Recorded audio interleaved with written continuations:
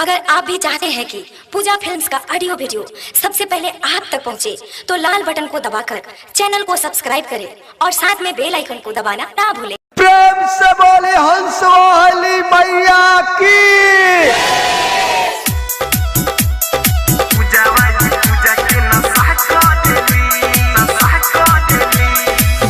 अखिलेश लोखान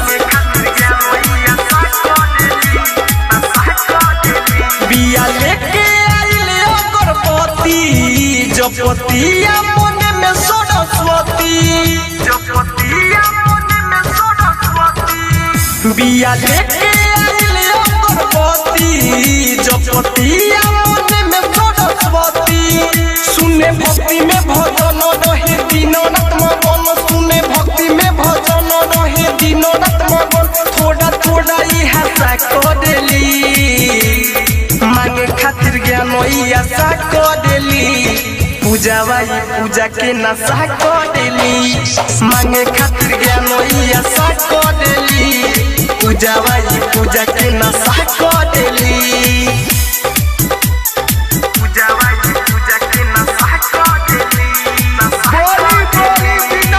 अखिलेश लोखान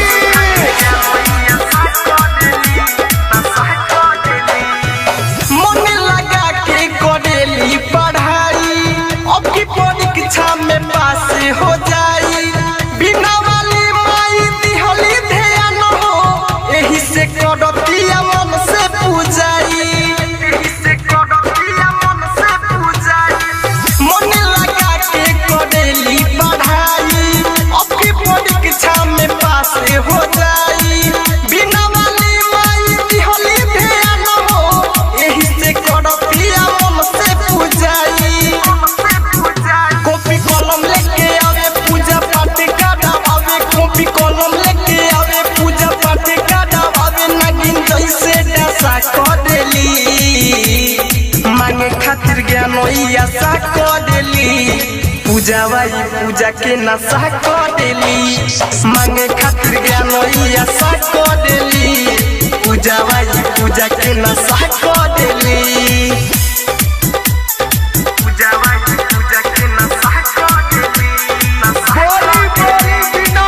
अखिलेश लोखान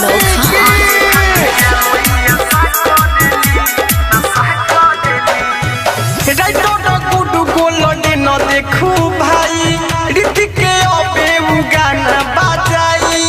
लागल बाटी जे अबे देखी है झूमी, जो सरस्वती माई जोर से चिल्लाई, सरस्वती माई जोर से चिल्लाई। राइतो गुडू गोलडे न सुनू भाई, ऋतिक के अबे गाना बजाई।